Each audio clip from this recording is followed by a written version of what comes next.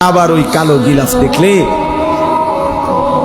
মদিনার ওই সবুজ গম্বুজ দেখলে কলিজা ঠান্ডা হয়ে যাবে, চোখ সুখ পাবে, চোখের তৃপ্তি হবে, দেখার মজা মিলবে। আল্লাহ কোরআনে বলছেন ইয়াশহাদু মানাফিআ লাহুম। আল্লাহকে যদি জিজ্ঞেস করে বান্দা কেন আমি হজে যাব, আল্লাহ বলে আয়েশা দেখো, লিয়াশহাদু, সে যেন আয়েশা দেখে। আইসো বান্দা, আসো না আমার ঘরে, আসো, আমি দেখাবো কুদরতের কি পরিমাণ নিদর্শন।